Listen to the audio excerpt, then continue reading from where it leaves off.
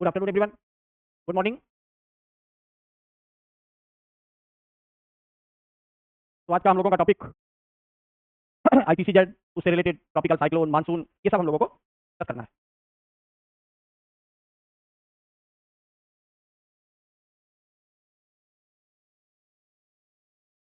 Major topic जो है monsoon and cyclone. लेकिन इसके लिए हमें जो है बेहतर कंसेप्ट आईपीसीजेड का समझ में आना चाहिए। और आईपीसीजेड से पहले डोल्ड्रम क्या होता है ये समझना है। What is the doldrum?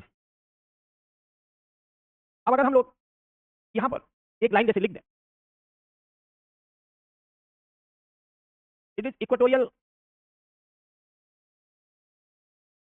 Low pressure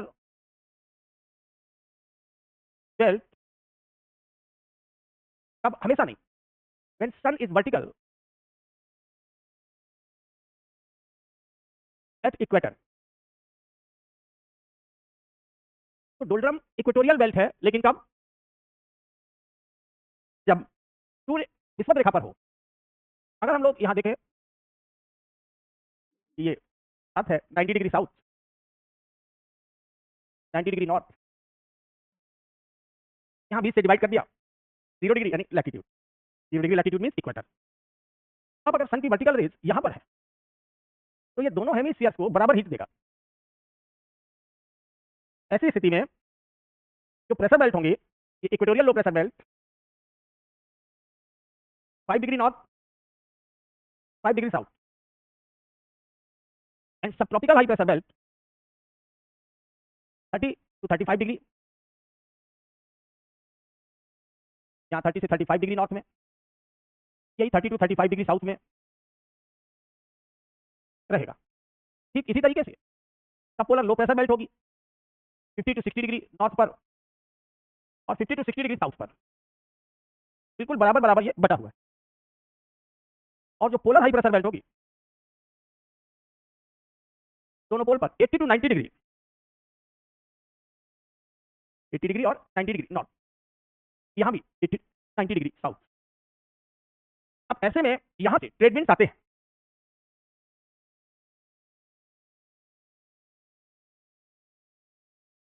तो नॉर्थ ईस्ट ट्रेड विंड कहाँ तक चलेगी? ये 30 डिग्री से चलेगी और 5 डिग्री तक नॉर्थ में चलेगी। ऐसे ही यहाँ पर साउथ में south east trade wind 30 degree south से चल के 5 डिग्री साउथ तक जाएगी, यानी ये एरिया बिल्कुल खाली रहता है, नो विंड। तो 5 डिग्री नॉर्थ से 5 डिग्री साउथ के बीच हमें कोई पवन नहीं मिलती, क्योंकि पवन को चलाने के लिए कोरियोलिस फोर्स चाहिए, तो यहाँ पर 0 हो जाता है between 5 degree north to 5 degree south. दूसरा अगर हम कहें तो because of vertical rays of सन,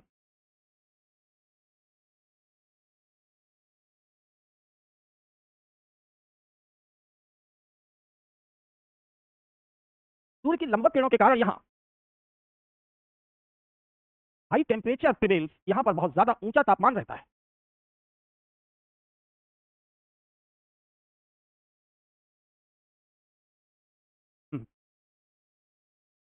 तो अब बात आती है, तो because of vertical rays of sun high temperature prevails, और जब हाई टेम्परेचर होगा तो एयर सीधी ऊपर उठती है, फ्रॉम एयर मूव्स अप, यानी वर्टिकल मोशन होता है।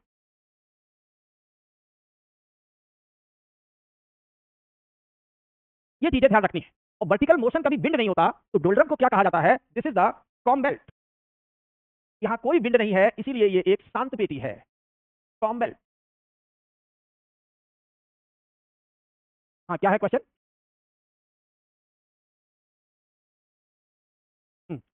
और coastal region to continental moisture कम हो जाता है, क्योंकि लैंड पर जो एयर होती है वो ड्राई होती है।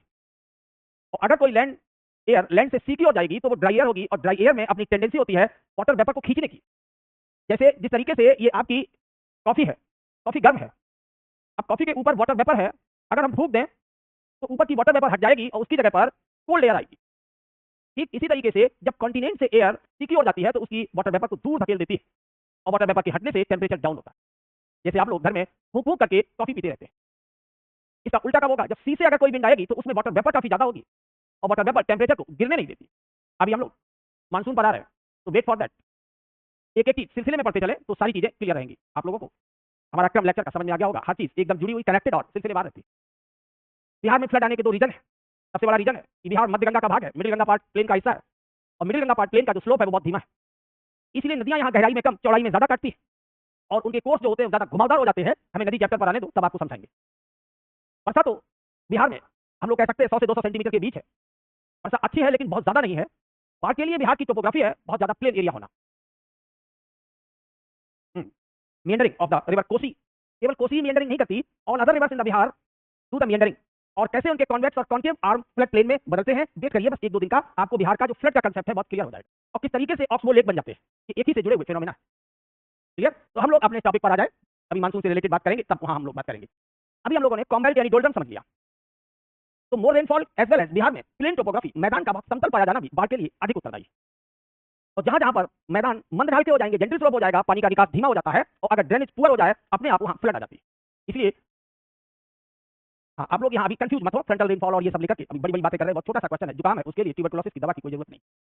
Right, okay. तो आप लोग यहाँ पर आए, कंसंट्रेट करें डोल्डम। डोल्डम अगर आप समझेंगे नहीं तो फिर आपको आईटीसी जेड पकड़ में नहीं आएगा। तो डोल्डम आप समझ गए होंगे, it is the equatorial low pressure belt. कब? When sun is vertical at the equator, और यहाँ पर कोई भी विंड मूव नहीं करती। विंड का मतलब होता है हॉरिजेंटल मोशन, तो यहाँ एयर का कोई हॉरिजेंटल मोशन नहीं होता। Horizontal motion is not found.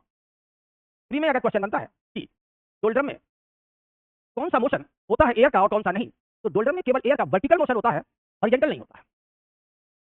Clear? और जितनी भी बाढ़ बिहार में आती है वो सब साउथ वेस्ट मानसून है, जिसे हम लोग समर मानसून कहते हैं।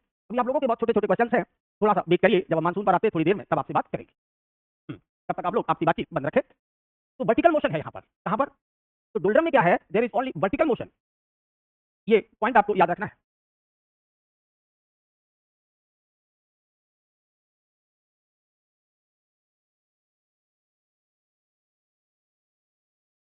Motion of air, horizontal motion is absent. ये चीजें आपको कलरफुल हमने लिख दी, इससे कि याद रहे।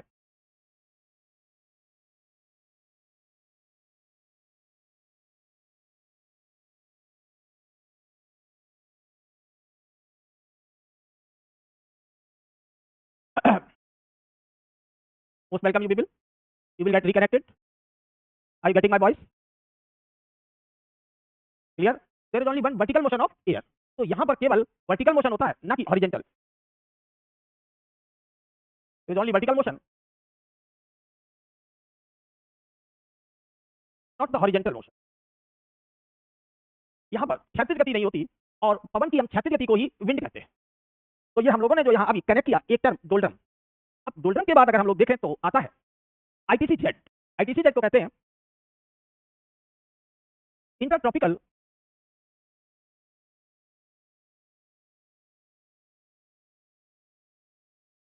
कन्वर्जेंस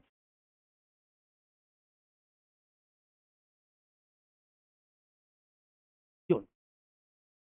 ये है यानी अगर हम लोग यहाँ लेटर ले लें आई टी सी और जेड, इसको हम लोग इंटरट्रॉपिकल कन्वर्जेंस जोन कहते हैं। ये क्या है? Intertropical convergence zone. तो इसे हम क्या लिख रहे हैं? Equatorial low pressure belt when sun is vertical at Tropic of Cancer और एट ट्रॉपिक ऑफ कैप्रिकॉर्न। ये भी विषुवतीय निम्न वायु दाब पेटी है, लेकिन कब? जब सूर्य या तो कर्क रेखा पर हो या मकर रेखा पर लंबवत हो। कहने का अर्थ यह हुआ कि अगर हम ऐसे बना लें, ये 0 डिग्री है यानी इक्वेटर, यहां लाइन हमने खींच ली 23.5 डिग्री नॉर्थ यानी ट्रॉपिक ऑफ कैंसर। अब अगर सन यहां पर पहुंच गया है, वर्टिकल है, तो ऐसी स्थिति में जो इक्वेटोरियल लो प्रेशर बेल्ट होगी वो यहां तक पहुंच जाएगी 0 से लेकर के 10 डिग्री नॉर्थ तक। तो अब इक्वेटोरियल लो प्रेशर बेल्ट ये रहेगी, इसी को हम आईटीसी जेड कहते हैं। सन कब होता है वर्टिकल? कैंसर पर। तो अब हम लोग कहेंगे दिस इज द 21 जून या 22 जून, जैसा फरवरी है तो अगर फरवरी 29 डेज की है तो ये 21 को होगा, और अगर फरवरी 28 डेज की है तो ये 22 को होगा। ये काम सन कर्क रेखा पर होगा।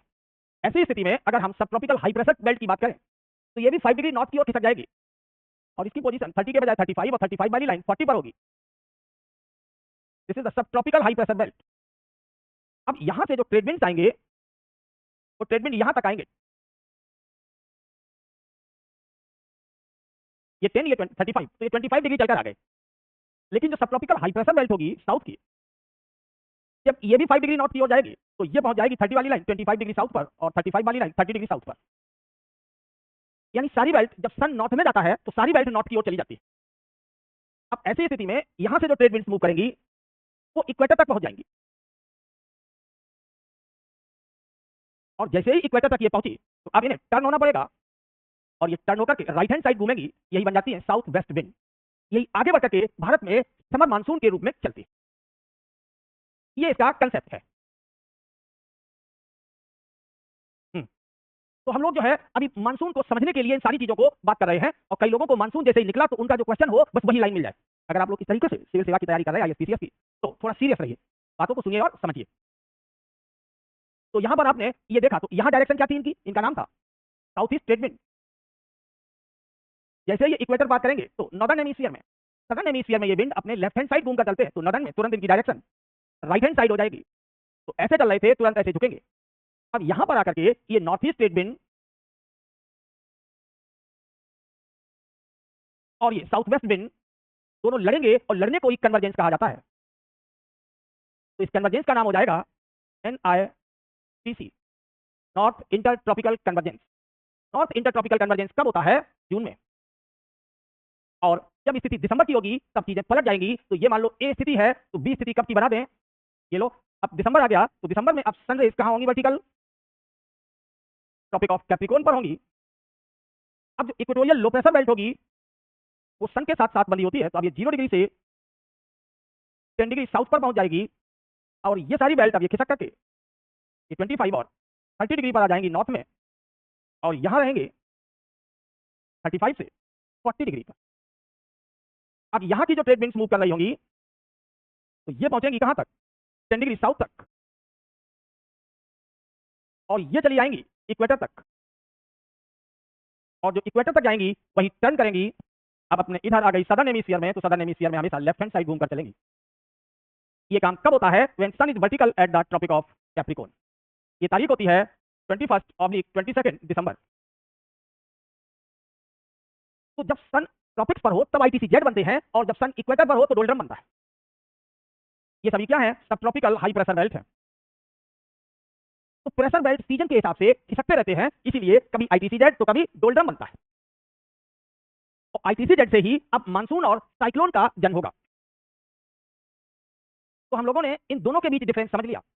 ITC-Z में दोनों ओर की ट्रेड विंड का मिलन होता है, इसीलिए ये अभिसरण क्षेत्र है दोनों ट्रॉपिक्स के बीच। एक ट्रॉपिक है ये ट्रॉपिक ऑफ कैंसर, तो ये दूसरा है ये ट्रॉपिक ऑफ कैप्रिकॉर्न। और जब कोई चीज दोनों ट्रॉपिक्स के बीच है तो उसे हम क्या बोलेंगे, इंटर। इंटर मींस बीचों बीच, किसके, ट्रॉपिक्स के। क्या हो रहा है, ITC-Z में कोई विंड नहीं थी, यहाँ पर दो विंड आपस में लड़ते कन्वर्ज करते, इसलिए इसका नाम है इंटर ट्रॉपिकल कन्वर्जेंस जोन। अब समझ में आ गया। तो अगर आपसे प्रीलिम्स में पूछा जाए कि सीजन चेंज के हिसाब से कौन कौन सी फिनोमेना संबंधित है, तो सीजन चेंज से डोल्ड्रम भी संबंधित है, और सीजन चेंज से ITC-Z भी संबंधित है। तो इस तरह के आपसे क्वेश्चन यहाँ पूछ लिए जाएंगे। तो क्वेश्चन यहाँ पर क्या है कि ऐसी कौन सी बेल्ट है जिसमें कोई पवन नहीं चलती, नो विंड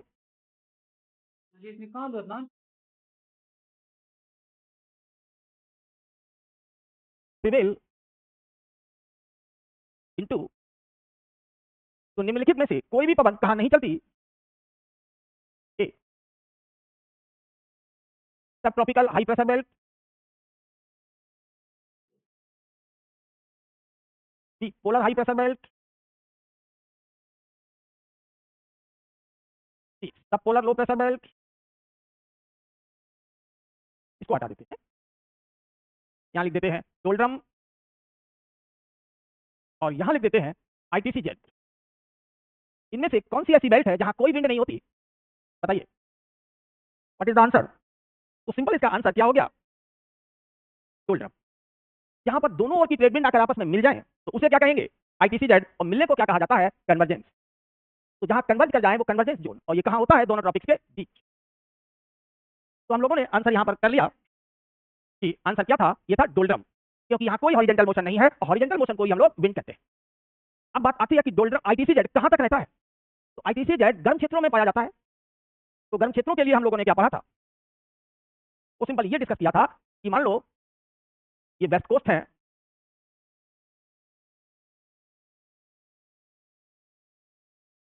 इधर ईस्ट कोस्ट है, ये यहाँ अफ्रीका का वेस्ट कोस्ट है, ये यहाँ अफ्रीका का ईस्ट कोस्ट है, ये अरेबियन पेनिनसुला का पार्ट हो गया, ये इंडिया वाला हिस्सा आ गया। इस तरीके से हम लोगों ने ये कुछ एरिया बना लिए। इन सब एरिया से यहाँ पर हम लोगों ने इक्वेटर ड्रॉ कर दिया। हम लोग जो यहाँ पढ़ चुके हैं वो टेम्परेचर वाली लाइन पढ़ चुके हैं।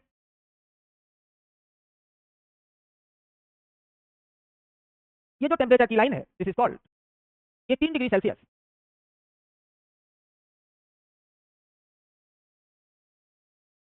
अब आपको याद आ रहा होगा कि कॉन्टिनेंट के इस हिस्से पर, ईस्टर्न पार्ट पर, वार्म ओशनिक करेंट्स होते हैं और गर्म धाराएं आइसोथर्म को दूर ले जाती है। यहाँ इंडियन ओशन में कोई कोल्ड वाटर नहीं आता, इसीलिए ये साफ काफी गर्म है। यहाँ अगर हम लोग देखें तो ये ठंडी धाराएं हैं, ठंडी धाराएं ITC-Z को हमने कहा था इक्वेटर की ओर धकेलती है। तो जहां जहां पर ITC-Z बनेगा वहां पर ये 18 डिग्री सेल्सियस वाली लाइन काफी दूर खिसक जाती है। क्यों? क्योंकि अगर हम लोग यहाँ देखें तो यहाँ हिमालय बैठे हुए हैं, तो यहाँ से आने वाली जितनी ट्रेड विंड्स हैं वो यहीं रुक जाती है। और ये जो ट्रेड विंड्स चल रहे हैं, साउथ ईस्ट ट्रेड विंड, ये इक्वेटर पार करते हैं और धीरे धीरे बढ़ते हुए साउथ वेस्ट मानसून के रूप में हिमालय तक पहुंचते हैं। इसी को कहा जाता है ITC-Z का एक्सपेंशन हो गया। तो दुनिया भर में ये जो ITC-Z हैं वो हर जगह एक समान नहीं होते। कहीं ITC-Z काफी चौड़ा है, तो कहीं पर ITC-Z बहुत सकरे हैं, तो ठंडी धाराओं के कारण ITC-Z नैरो हो जाते हैं पश्चिम तट पर, और पूर्वी भागों में गर्म धाराओं के कारण ITC-Z चौड़े होते हैं। भारत के साथ यहाँ हिमालय भी इसमें भूमिका निभाता है और नॉर्थ ईस्ट ट्रेड विंड को यहीं रोक लेता है। अगर north east trade wind Himalaya ना होता तो ये सीधी चलती हुई यहाँ तक आ जाती है 10 डिग्री तक, तब भारत सूखा रहता। तो डोल्ड्रम सिर्फ कब बनता है, साल भर डोल्ड्रम नहीं रहता। डोल्ड्रम सिर्फ मार्च में, और कब बनेगा, सितंबर में। यहां से देख लें, सन दो ही बार वर्टिकल होता है इक्वेटर पर। तो डोल्ड्रम कब बनेगा, या तो मार्च में ये स्थिति होगी, या सितंबर में। 21 मार्च और 23 सितंबर को ही डोल्ड्रम बनते। बाकी दिनों में ITC-Z रहते। लेकिन ये ITC-Z जो यहाँ बढ़िया सामने 10 डिग्री नॉर्थ या 10 डिग्री साउथ तक दिखाया है, ऐसा नहीं होता हर जगह, क्योंकि कहीं कहीं पर लैंड, माउंटेन सब एक जैसे नहीं है। अगर हम लोग इसकी बात करें तो यहाँ आ गए हिमालय, और हिमालय के कारण नॉर्थ ईस्ट ट्रेड विंड यहीं रुक गई। इसीलिए इक्वेटर पार करके ये जो साउथ वेस्ट विंड्स बनती है, यही समर मानसून के रूप में आगे बढ़ती है, जिसे हम समर मानसून कह लें या साउथ वेस्ट विंड कह दें।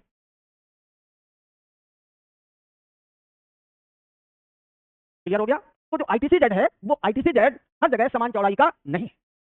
जहां जहां पर ITC-Z चौड़े होते हैं वहीं मानसून पवनें जन्म लेती हैं और वहीं पर ट्रॉपिकल साइक्लोन आते हैं। Extensive area of ITC-Z are found along the east coast of the continent।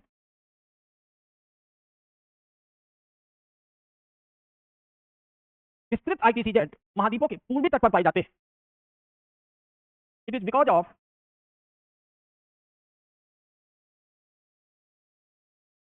Warm oceanic current, जिसका कारण गर्म महासागरीय धाराएं हैं। लेकिन भारत में ITC-Z सबसे ज्यादा एक्सटेंसिव है। इंडिया में ITC-Z 30 डिग्री तक जाता है, 30 डिग्री नॉर्थ तक। उसका कारण है कि हिमालय की उपस्थिति, Himalaya north east trade wind को आने से रोक देती है। मोस्ट एक्सटेंसिव, सबसे अधिक विस्तृत ITC-Z is found over south Asia. India नहीं, साउथ एशिया। भारत और पड़ोसी देशों को हम दक्षिण एशिया कहते हैं। सबसे अधिक विस्तृत ITC-Z दक्षिण एशिया पर पाया जाता है, because Himalayas blocks the north east trade wind, क्योंकि हिमालय उत्तरी पूर्वी व्यापारिक पवनों को नॉर्थ में ही रोक देता है। अब मजबूरी क्या है, तो अब south east trade wind equator पर पहुंची और मिलने के लिए यहाँ नॉर्थ ईस्ट है नहीं, तो कन्वर्ज किससे करें? अब ये अपनी वाटर वेपर लेकर के हिमालय की ओर जाती है ताकि नॉर्थ ईस्ट से मिल सके, कन्वर्ज कर सके। इसीलिए दक्षिण एशिया पर आईटीसी जेट सबसे ज्यादा विस्तृत होता है। अगर हम हिमालय हटा दें तो ये आईटीसी जेट सिकुड़ करके यहाँ 10 डिग्री पर आ जाएगा। आप समझ में आ रहा है? अगर एकदम चीजों को जल्दी से लेंगे तो इधर का उधर हो जाएगा और आंसर आप रटते घूमेंगे, रटने की कोई जरूरत नहीं है। आईटीसी जेट क्या है? कन्वर्जेंस है साउथ की ट्रेड विंड का और नॉर्थ की ट्रेड विंड का। नॉर्थ की ट्रेड विंड हिमालय ने रोक ली, इसलिए 10 डिग्री पर कन्वर्जेंस नहीं हो सकता। तो अब कन्वर्जेंस कहां होगा? हिमालय पर। यही साउथ वेस्ट विंड यानी समर मानसून विंड मॉइस्चर को लेकर हिमालय की ओर जाता है और भारत में गर्मियों में वर्षा होती है, जिसे हम मानसून रेनफॉल कहते हैं। स्पष्ट हो गया? तो ये चीजें, अब जहां जहां आईटीसी जेट ज्यादा होंगे वहीं मानसूनी पवनें होंगी और वहीं पर साइक्लोन होंगे। कौन से साइक्लोन? Tropical cyclone. अब हम लोग बात करते हैं किस पर आ जाएं, तो इससे आगे चलें तो टॉपिक हम लोगों का क्या है? मानसून। तो मानसून शब्द का अपना एक अर्थ होगा। मानसून शब्द का जो अर्थ है, मीनिंग, मीनिंग क्या है इसकी? सीजनल, प्रिवेलिंग, हाँ सीजनल बट रिवर्सिबल, एक शब्द लिखेंगे सीजनल रिवर्सिबल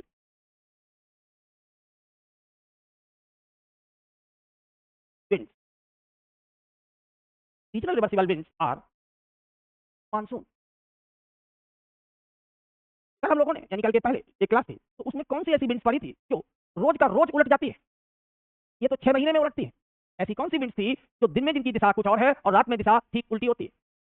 वो डायगोनल रिवर्सिबल विंड्स है, जैसे आपने लैंड ब्रिज और सी ब्रिज पढ़ा था। लेकिन मानसून विंड्स तो 6 महीने के अंतर पर पलटती हैं। जैसे हमने कहा कि ये रहा इंडिया, यहाँ ये हिंदुकुश, हिमालयाज, अराकानियोमा, पेकुयोमा। अगर गर्मियां हैं तो विंड डायरेक्शन ये है। इसे हम समर मानसून कहते हैं, क्योंकि इसकी बर्फ गर्मियों में होती है। अब अगर देखें विंटर है तो अब ये चीजें यहां उलट जाती हैं।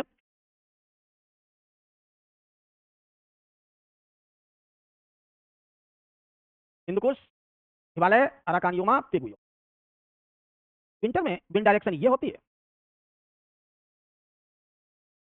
सिर्फ यहां सी टू लैंड है, बाकी जगह इंडिया में लैंड टू सी चलती है ये विंड्स। इसे हम विंटर मानसून कहते हैं।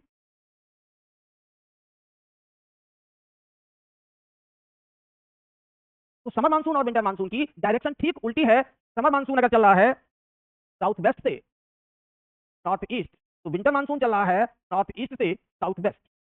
यहाँ डेफिनेशन यही लिखी गई है, the seasonal reversible winds are monsoon. ये तो मीनिंग हो गई इनकी, इसका अर्थ हो गया मानसून का अर्थ। अब ये शब्द कहां से लिया गया है? Word monsoon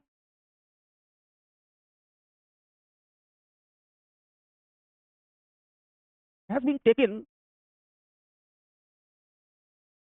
either from Arabic word मौसम और मलयालम वर्ड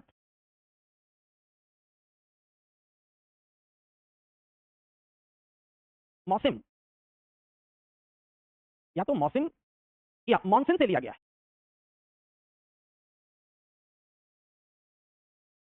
या तो मौसम से या मॉनसून से लिया गया है। दोनों का अर्थ क्या होता है? Seasonal reversible wind. मीनिंग दोनों का एक ही है। तो जो भी विंड ऋतु बदलने पर उलट जाएगी, अगर हम यहां देखें तो इसकी डायरेक्शन क्या है? सी से लैंड की ओर है और इसकी डायरेक्शन लैंड से सी की ओर है। इसीलिए समर मानसून से भारत का अधिकांश भाग वर्षा प्राप्त करता है। Most of India receives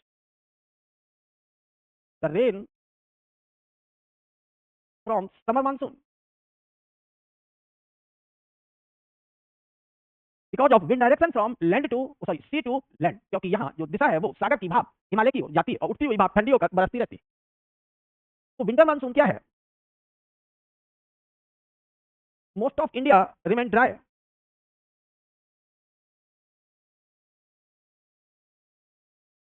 accept, ये यहां वर्षा होती है।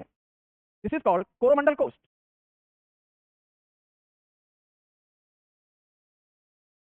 क्योंकि यहाँ कोरोमंडल तट है और कोरोमंडल तट पर जो डायरेक्शन है विंड की वो है सी टू लैंड और इधर लैंड टू सी है, इसलिए ये वर्षा होती रहती है। अब समझ में आ गया, डेफिनेशन भी हो गई क्या कि मानसून क्या है और मानसून की खोज कब हुई थी। Monsoon winds were discovered in first century AD.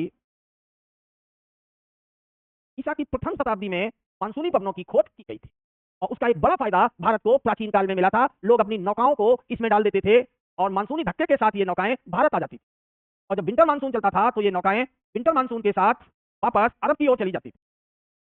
इस तरीके से प्राचीन काल में भारत के व्यापार में इन्होंने बहुत बड़ी भूमिका निभाई थी। किसने? मानसून विंड्स ने। तो monsoon winds play a very significant role in the ancient days for the trade activity between India and Arab, south east Asia and India to Arab. और भारत इस पूरे व्यापार का सेंटर बन गया था। सुना होगा भारत को सोने की चिड़िया, गोल्डन बर्ड कहा जाता था, क्योंकि उस समय इंजन से नौकाएं नहीं चलती थी, हवा के धक्के से ये चला करते थे। फर्स्ट सेंचुरी एडी में मानसून की खोज होती है, यहां मोटा मोटा लिखा है, और फर्स्ट सेंचुरी एडी से ही ये सिस्टम शुरू हो जाता है। तो monsoon winds were discovered in the first century AD, first पहली प्रथम शताब्दी, और वहां से ये ट्रेड एक्टिविटीज चलती आ रही है। तो ये तो मानसून की मीनिंग हो गई, मानसून की हिस्ट्री हो गई। अब मानसून के लिए जरूरी क्या है कि जब समर मानसून चले, कौन सा मानसून? समर। तो समर मानसून चले तो नॉर्थ में क्या रहना चाहिए? Low pressure. और जब विंटर मानसून चले तो नॉर्थ में क्या होना चाहिए? High pressure. अब इन सबका जो बहुत डिटेल है ये हम लोग मेंस में लिखते हैं, प्रीलिम्स में नहीं। समझ में आ गया? तो मानसून के लिए जरूरी है कि एक बार इंडिया के नॉर्थ में हाई प्रेशर तो विंटर मानसून चलेगा, और अगर इंडिया के नॉर्थ में लो प्रेशर तो समर मानसून चलेगा। LP mean low pressure. तो यहां हम लोगों ने, और मानसून इधर से चलता है तो समर मानसून को ही हम लोग साउथ वेस्ट मानसून भी कहते हैं। Summer monsoon mean south west monsoon.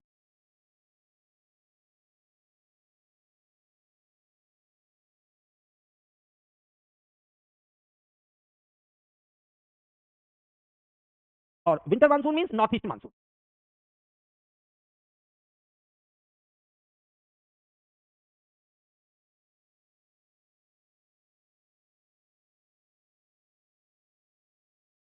अब कई कारक ऐसे हैं जो यहाँ पर समर मानसून और विंटर मानसून को 6-6 महीने में पलटने में सहायक है, उसे हम मैकेनिज्म ऑफ द मानसून कहते हैं। अभी इंडिया पर जैसे ही आएंगे तब आपको हम और डिटेल में बताएंगे, क्योंकि अभी इंडिया का मैप अभी आपको हमने कराया नहीं। तो जितना यहाँ इतना रिलेट किया जा सकता था आपके वर्ल्ड फिजिकल पर, इतना हमने यहाँ रिलेट करा दिया। अब बात आती है साइक्लोन की, उसको समझ लें। तो याद रखिएगा अभी इंडिया में मानसून का हम आपको डिटेल कराएंगे। नेक्स्ट आता है साइक्लोन। तो साइक्लोन क्या होते हैं? तो मान लो कोई किसी जगह पर लो प्रेशर एरिया है, और ये कौन सा एरिया है? ये मान लो इक्वेटर है। तो इक्वेटर के इधर क्या होता है? नॉर्दर्न हेमिस्फीयर, और इधर क्या होते हैं? Southern hemisphere. ये उत्तरी गोलार्ध, ये दक्षिणी गोलार्ध। हमने कह दिया कि उत्तरी गोलार्ध में यहाँ लो प्रेशर है, या यहाँ दक्षिणी गोलार्ध में ये लो प्रेशर है, तो इनके चारों ओर क्या होंगे? हाई प्रेशर होंगे।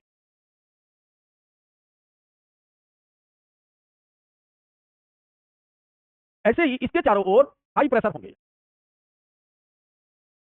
सारी चीजें जब इंडिया पर भी डिस्कस करेंगे तब हमें ध्यान रखना होगा। तो फेरल रूल क्या कहता है कि wind move from high pressure to low pressure. मान लो ये विंड इधर आना चाहेगी, लेकिन ये टर्न कर जाएगी अपने राइट हैंड साइड, ये भी राइट हैंड साइड, ये भी राइट हैंड साइड, ये भी राइट हैंड साइड। ऐसे ही ये जो विंड होगी वो टर्न करेगी अपने लेफ्ट हैंड साइड। ये विंड्स मूव करते हैं। तो एक में विंड ऐसे घूम रहे हैं, तो फेरल लॉ हम लोगों ने पढ़ रखा है। तो फेरल क्या कहता है? फेरल रूल स्टेट्स दैट, क्या कहा? Winds turn right hand side in southern hemisphere, उत्तरी गोलार्ध में पवने अपने दाईं ओर। तो यहां से इधर चलना चाहे, दाहिना हाथ इधर है, ये ऐसे टर्न करके। Feral rule states that winds turn left hand side in southern hemisphere, दक्षिणी गोलार्ध में अपने ये बाईं ओर घूमती हैं। वही रूल एक बार पढ़ लिए, हर जगह लगा दे। तो यहां हम लोग कह रहे हैं कि विंड्स कैसे घूम रहे हैं? एंटी क्लॉकवाइज सदर्न हेमिस्फीयर में। तो सदर्न हेमिस्फीयर में विंड्स घूमते हैं, ये देखो। तो जो विंड्स को हम लोगों ने फ्लो दिखाया, तो दोनों के जो फ्लो हैं वो जस्ट अपोजिट हो जाते हैं। पर तो ये कैसे घूम गए अपने राइट हैंड साइड, और जब यहां से चले तो ये इधर जाएंगे तो लेफ्ट हैंड साइड। हाँ, इसको ठीक से नहीं बनाया, तो ऐसे आना चाहेंगे तो अब इन्हें किधर घूमना होगा, लेफ्ट हैंड साइड। तो अब लेफ्ट हैंड साइड ये पड़ेगा तो अब ये इधर टर्न कर जाएंगे, ये फ्लो होगा। तो यहां ये घूमेंगे क्लॉकवाइज और ये घूमते हैं एंटी क्लॉकवाइज। क्या है ये, साइक्लोन। साइक्लोन, साइक्लोन क्यों कहते हैं इन्हें, क्योंकि ये चक्करदार हवाएं हैं किसके चारों ओर, लो प्रेशर के चारों ओर। तो अब अगर किसी ने पूछ लिया what are the cyclones, cyclones क्या हैं,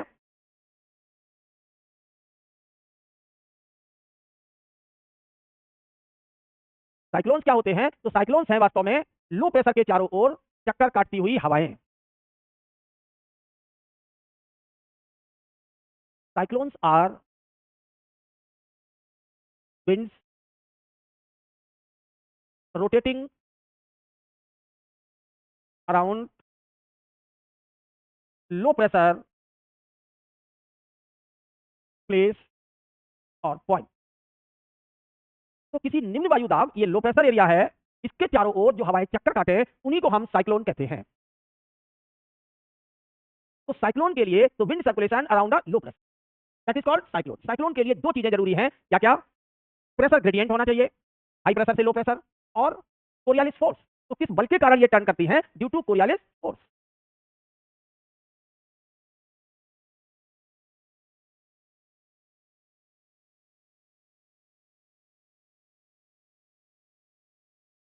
तो कोरियालिस फोर्स के कारण ये अपने चक्कर लगाती है। इधर कैसी घूमेंगी, सदर्न हेमिस्फीयर में, तो सदर्न हेमिस्फीयर में ये अपने लेफ्ट हैंड साइड घूमती है, जबकि नदर्न हेमिस्फीयर में ये राइट हैंड साइड घूमती है। ये किसका रूल है, this is the Feral law. स्पष्ट हो गया। तो अब हम लोग साइक्लोन को कितने प्रकार का मानते हैं, तो दो तरीके के साइक्लोन होते हैं। एक साइक्लोन होता है थर्मल यानी ट्रॉपिकल साइक्लोन, और दूसरा होता है फ्रंटल यानी temperate cyclone. Now come to the types of cyclone.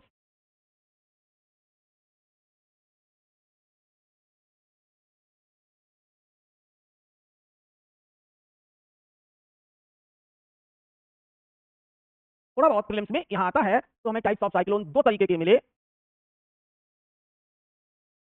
Thermal cyclone, गर्म ज्यादा होगा वो क्षेत्र, जो गर्म होता है उसी को हम ट्रॉपिकल भी कहते हैं, इसीलिए इनका नाम है ट्रॉपिकल साइक्लोन। दूसरे साइक्लोन होते हैं टेम्परेट। तो टेम्परेट क्षेत्र पोल की ओर से ठंडे होते हैं और ट्रॉपिकल की ओर से गर्म होते हैं। तो यहाँ मिक्सिंग होती रहती है, तो जहां वार्म और कोल्ड एयर मिक्स होती है उसे हम फ्रंट कहते हैं, इसीलिए इन्हें हम फ्रंटल साइक्लोन्स भी कहते हैं। तो ये इनके नाम हो गए। ये कहां डेवलप करते हैं,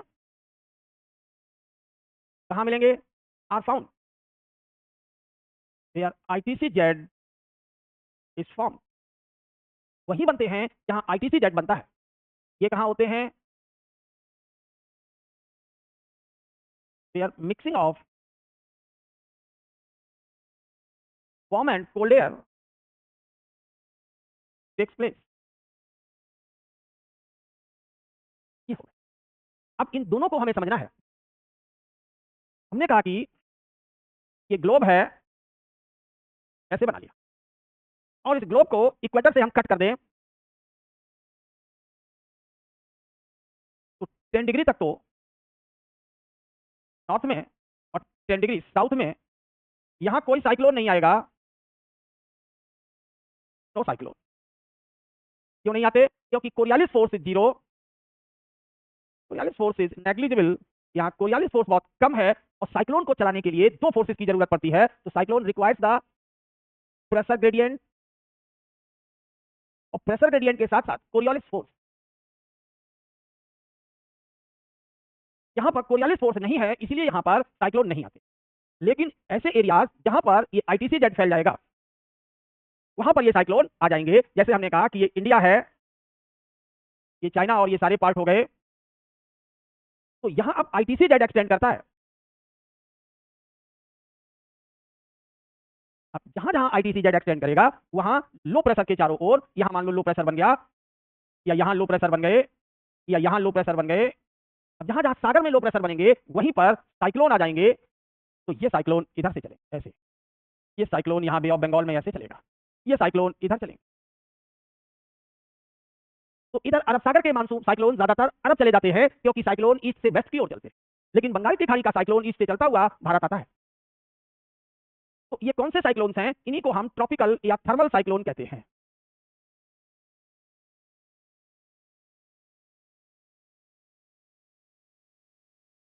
लेकिन ट्रॉपिकल के बाद अगर हम देखें तो इधर पोल पर हाई प्रेशर बेल्ट है पोलर, तो इसकी ओर से इधर से ठंडी ठंडी हवाएं आती रहती हैं, कोल्ड एयर। और यहां अगर हम लोग देख लें तो ये वार्म एयर चलती रहेगी, और कोल्ड वार्म एयर जहां मिलेंगी तो ये कौन सी बेल्ट होगी बीच में? ये टेम्परेट बेल्ट है, इधर पोलर बेल्ट हो गई, ये ट्रॉपिकल बेल्ट हो गई। तो बीच में जो टेम्परेट बेल्ट है, यहाँ वार्म और कोल्ड एयर मिक्स होते हैं, तो यहां भी साइक्लोन डेवलप करते हैं। इन्हें हम लोग टेम्परेट साइक्लोन या मिक्सिंग ऑफ एयर के कारण बने साइक्लोन यानी फ्रंटल साइक्लोन कहते हैं। तो फ्रंटल साइक्लोन हमें कहां मिलेंगे? टेम्परेट बेल्ट में। और थर्मल साइक्लोन हमें कहां मिलेंगे? ट्रॉपिकल बेल्ट में।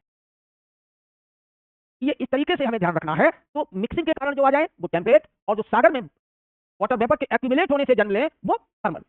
इतना सब हम लोगों को यहाँ ये सभी सीखने थे। और देखा जाए तो इन सब में भाई प्रेशर ग्रेडियंट और फेरल लॉ ने बहुत बड़ी भूमिका निभाई। तो कौन से दो फोर्स जो चलाते हैं साइक्लोन को? एक है क्या?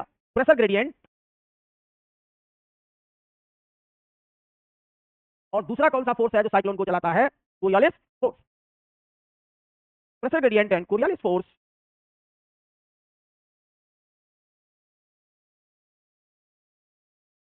ये दोनों चलाते हैं।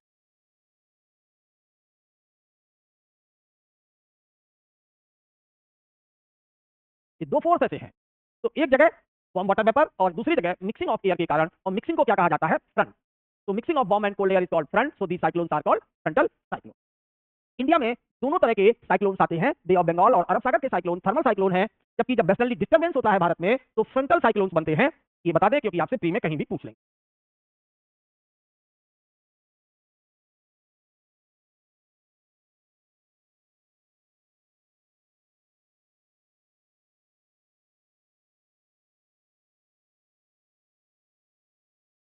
चलिए, ये हम लोगों ने इतना मैप बना लिया। यहाँ यहाँ दिखा देते हैं क्या पड़े हुए हैं। ये कराकोरम, ये लद्दाख, ये जास्कर, ये ग्रेटर हिमालय, लेसर हिमालय, शिवालिक, ऐसे। यहाँ हम लोग टेम्परेचर लाइन खींच देते हैं। 18 डिग्री सेल्सियस आइसोथर्म है। भारत में यहाँ सागर बहुत गर्म हो गया, ये बे ऑफ बंगाल। अब इस बे ऑफ बंगाल के कारण यहाँ मान लो हाई प्रेशर है, तो ये इधर से ये साइक्लोन बड़ी तीव्रता से राइट हैंड साइड टर्न करते हुए चलते हैं। ये बे ऑफ बंगाल का साइक्लोन। ऐसे ही यहाँ अरब सागर में यहाँ अगर लो प्रेशर बन गया है तो इसके चारों ओर ये चलते हैं, साइक्लोन ईस्ट से आते हैं और वेस्ट की ओर जाते हैं, इसलिए भारत छूट जाता है। तो अरब सागर के ज्यादातर साइक्लोन भारत में नहीं आ पाते। भारत में ज्यादातर साइक्लोन बे ऑफ बंगाल से आते हैं। तो ये cyclones of Bay of Bengal, Bengal की खाड़ी के साइक्लोन। और ये साइक्लोन्स ऑफ अरेबियन सी, अरब सागर के साइक्लोन। अब यहाँ अगर सर्दियां आ जाएं तो सर्दियों में हम लोगों ने पढ़ा है हिमालय से क्या उतरती है? Cold wave. और इधर से मेडिटेरेनियन सी की ओर से वार्म एयर एंटर करे। ये गर्म एयर कहां से आ रही होगी? भूमध्य सागर से दूर।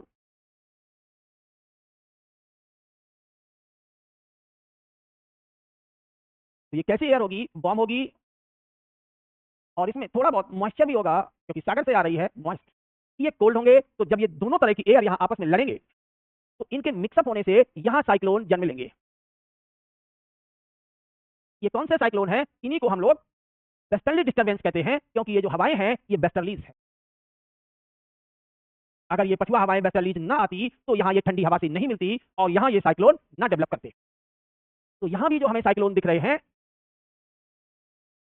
ये वेस्टर्नली डिस्टर्बेंस कहते हैं इसे हम।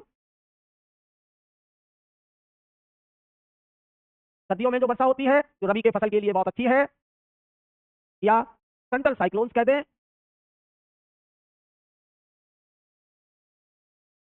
तो कुछ लोग इन्हें टेम्परेट साइक्लोन्स भी कह सकते हैं, क्योंकि ये इंडिया का ट्रॉपिकल बेल्ट है।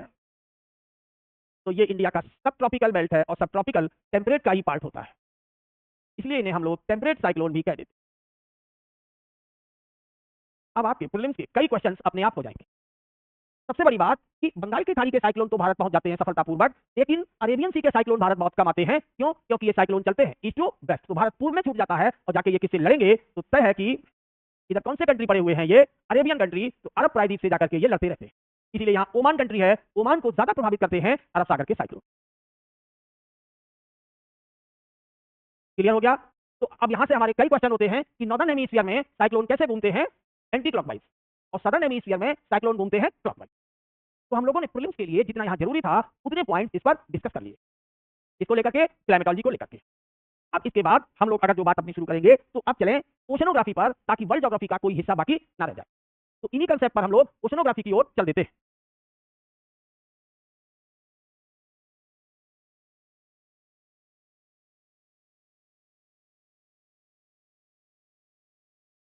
ओशनोग्राफी में यहाँ हमें ओशनिक करेंट्स, टाइड्स, ये कुछ खास चीजें डिस्कस करनी होती है, और थोड़ा बहुत जो किनारे का पानी है उसका नॉमेनक्लेचर।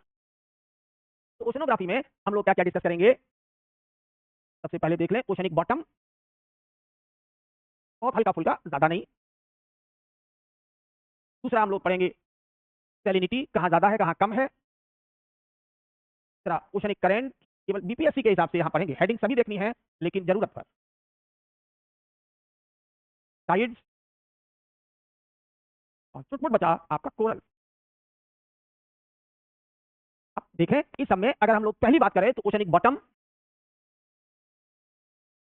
ये कॉन्टिनेंट हो गया, यहाँ से कॉन्टिनेंट थोड़ा सैलो और डेप्थ, और डेप्थ, बहुत गहरे गड्ढे हो सकते हैं जिन्हें हम ट्रेंच कहते हैं। फिर यहाँ बॉटम उठ गई, फिर यहाँ बेसिन, फिर यहाँ गहरे गड्ढे हो सकते हैं। इस तरीके से अब आपको वो चीजें रिकॉल करनी पड़ेंगी जो पढ़ाया था। यहाँ ये क्या पढ़ा होगा, अपर क्रस्ट, ये कॉन्टिनेंटल पार्ट है, तो ये सभी क्या होंगे यहाँ, लोअर क्रस्ट। अब इस पर हम लोग पानी भर दें,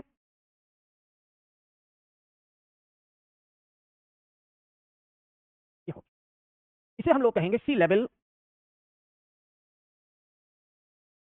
और यहां चले जाए तो ये बन गई कोस्ट लाइन,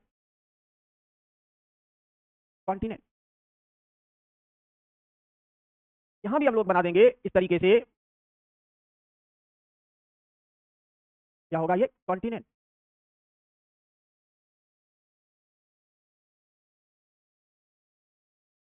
इन सब पर अब आप पानी भर दें, surface, this is the bottom.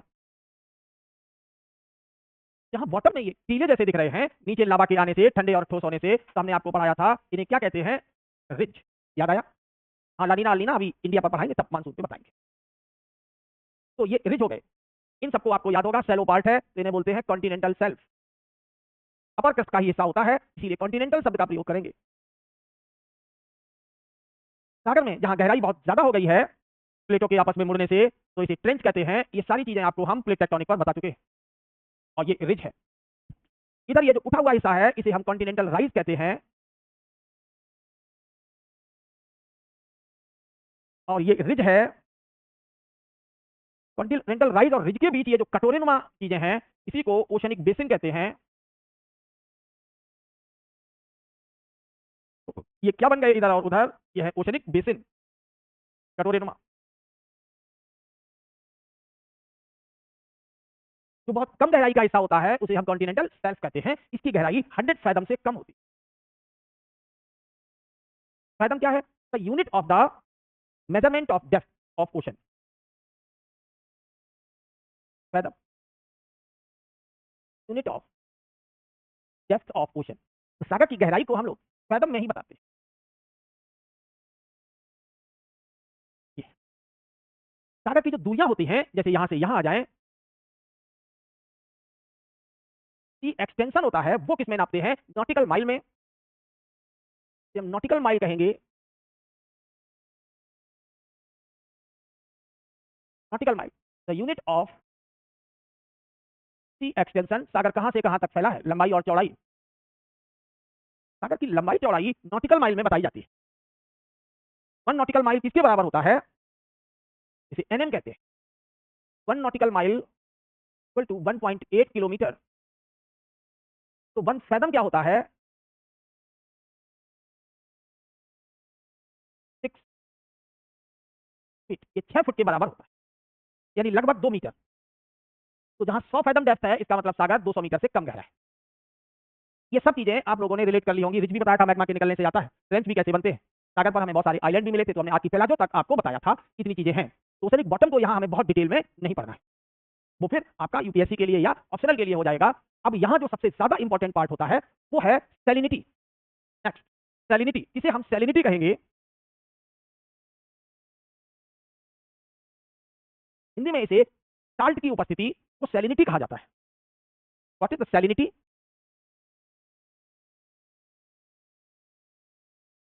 The presence of salt into water called salinity. जल में साल्ट की उपस्थिति को ही सैलिनिटी कहते हैं। तो अब जल को किसमें मेजर करते हैं? केजी में, और साल्ट को ग्राम में।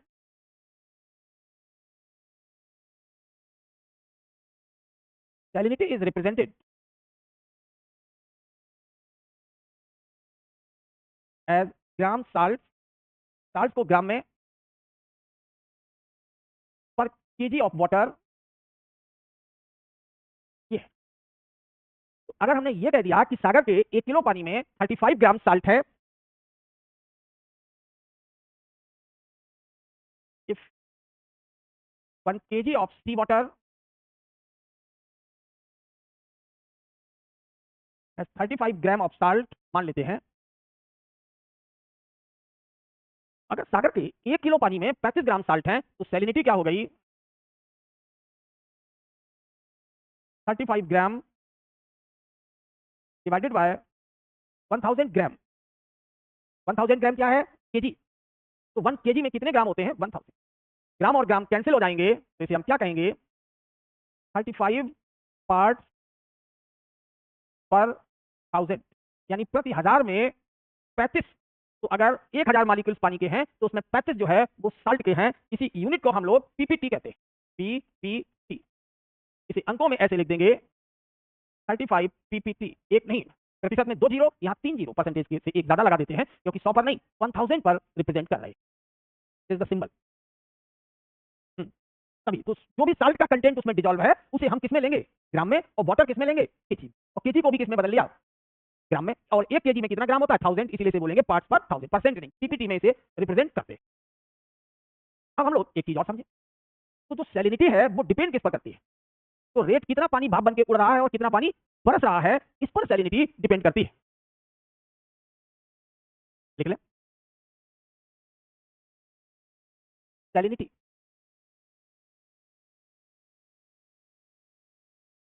डिपेंड्स अपॉन, सैलिनिटी किस पर निर्भर करती है?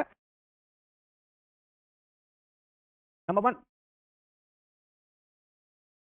इवेपोरेशन, वाष्पन कितना हो रहा है। नंबर 2, प्रेसिपिटेशन, यानी वर्षा कितनी है। तो इसी को अगर हम लोग फार्मूले में कहें कि डेल्टा एस सैलिनिटी में चेंज किस पर होगा, तो चेंज होगा वो किसके समानुपाती होगा? E minus P.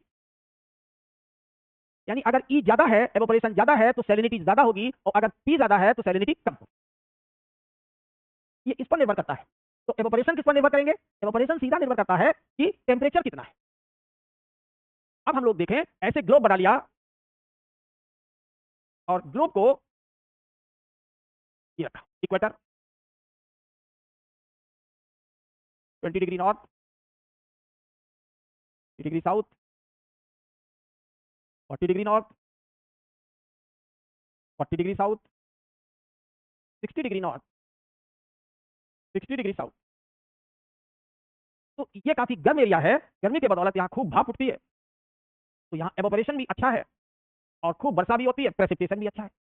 तो ई को हम बताएंगे कि ये भाप बन के पानी उड़ गया, तो पी को बताएंगे कि ये बूंदों के रूप में नीचे आ गया। तो यहाँ पर ई और पी दोनों बराबर है। ये कौन सी बेल्ट है? ट्रॉपिकल, गर्म क्षेत्र है। तो ये थोड़ा कम गर्म है, सब ट्रॉपिकल। पोलर,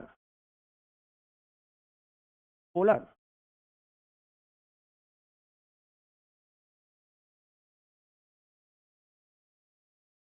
सभी सब कुछ आपका पढ़ा हुआ है।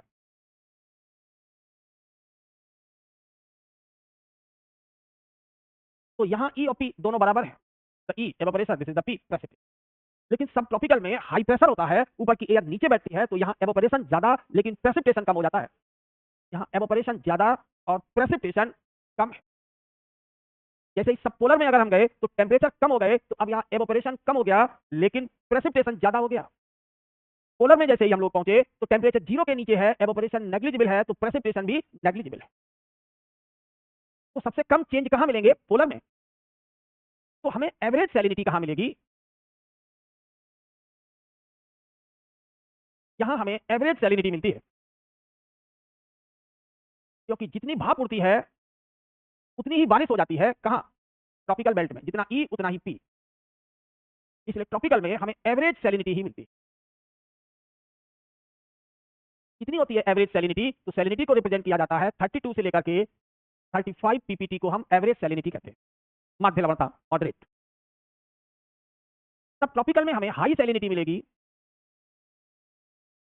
तो यहां एवापोरेशन ज्यादा हो गया था और प्रेसिपिटेशन कम था, इसीलिए सैलिनिटी की वैल्यू बढ़ गई, क्योंकि भाप निकल ज्यादा गई, बरसात कम हुई तो ये हाई हो गया। यहाँ बरसात ज्यादा हुई सपोलर में, एवापोरेशन कम हुआ, तो यहाँ नमक कम हो गया, क्योंकि पानी ज्यादा हो गया, तो लो सैलिनिटी। लो सैलिनिटी कहाँ है? सपोलर में। हाई कहाँ है? सब ट्रॉपिकल में। एवरेज या मॉडरेट सैलिनिटी कहाँ है? ट्रॉपिकल में।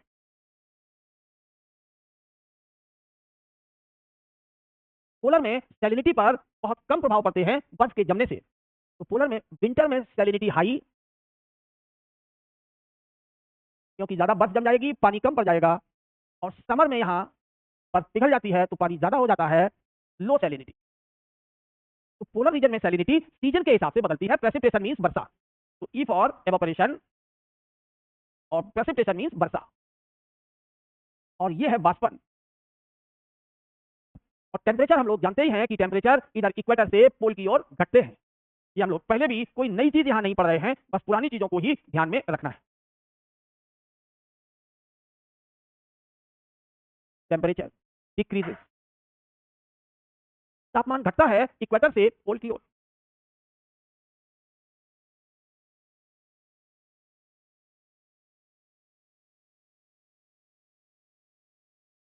ये घट रहा है तापमान, डिक्रीजेस।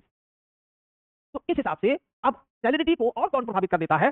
जैसे किनारे पर नदियां आके गिर जाएंगी तो सैलिनिटी घटा देंगी, या पता लगा लैंड ज्यादा हो गया, लेक ज्यादा छोटी है, तो अगर लैंड एरिया बढ़ता है और पानी का एरिया कम होता है तो सैलिनिटी बढ़ती जाती है। देख लें, हाईएस्ट सैलिनिटी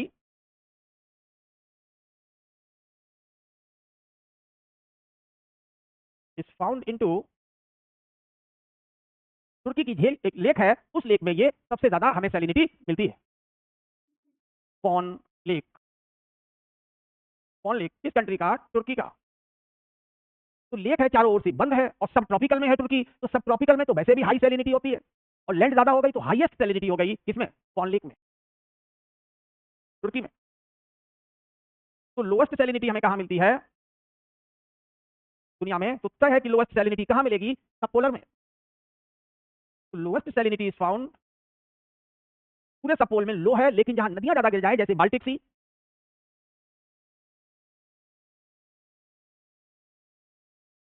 तो सागर में सबसे कम सैलिनिटी कहाँ मिलती है? बाल्टिक सागर, यूरोप, क्योंकि उसमें बहुत सारी नदियां आकर मिलती है और नदियां हमेशा सादा पानी लेकर आती है।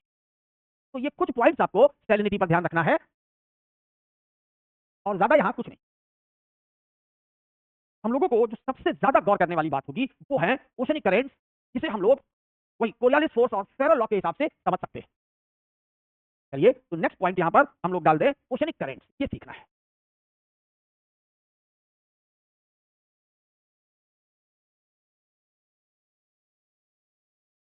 हम लोग यहाँ एक मैप बना लें, सब कुछ बातें समझ पाएंगे।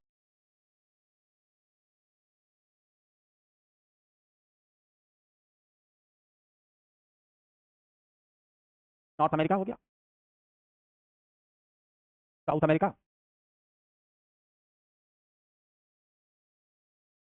यहाँ अफ्रीका,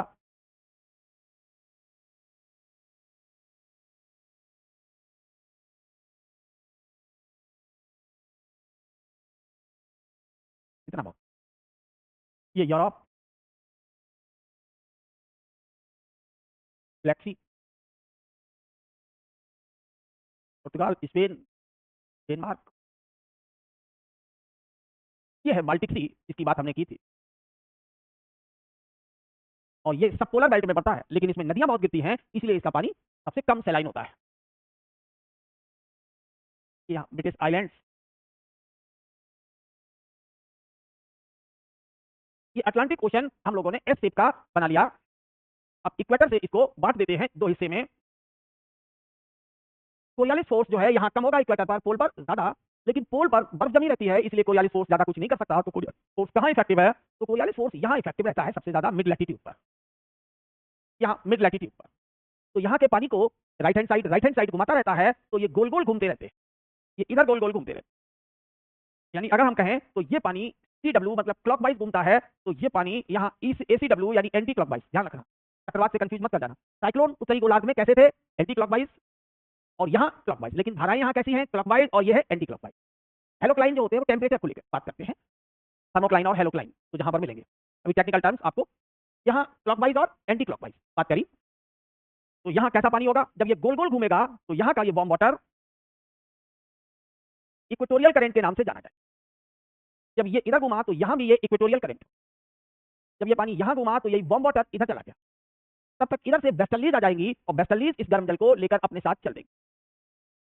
लेकिन जब ये पानी यहाँ से गया यहाँ तक, काफी इसकी हीट खर्च हो चुकी होगी। अब अगर ये इसके साथ घूमकर वापस आएगा तो ये यहाँ ठंडा पानी हो। ऐसे ही पोल में यहाँ से भी ठंडा पानी आ रहा हो। यहाँ पर एक आइलैंड है न्यू फाउंडलैंड, इसके पास इधर से गर्म धारा उधर से ठंडी धारा मिलती है। ऐसे ही यहाँ अगर हम लोग आ जाएं तो ये वार्म वाटर गया, कोस्ट से टकराया, ये यहाँ गर्म पानी बह रहा हो। तब तक यहाँ से वेस्टर्लीज आ जाएंगी। अब यहाँ बहुत ज्यादा सागर चौड़ा है, तो ये पानी जो ग्रीन कलर से दिखाया हमने ये ठंडा होगा। वेस्टर्लीज के साथ रोरिंग 40s और 50s के साथ ये चलता चला जाएगा दूसरे ओशन में, अटलांटिक से इंडियन में। यहाँ ये ठंडा पानी आ गया, इधर से भी ठंडा जल इसकी ओर आता रहेगा। तो यहाँ एक आइलैंड है, आइसलैंड, सॉरी स्कॉटलैंड। तो हम लोग अगर देखें तो ओशनिक करेंट्स क्या है? टॉप सरफेस वाटर है, यानी इसको ऐसे कह सकते हैं, ये तो मैप पर बन गया। अगर हम लोग इमेजिन करें, ये सागर बना लें, ये सागर हो गया, ये इधर कोस्ट बना लें। अब इस पर आपने यहां पानी भर लिया, ये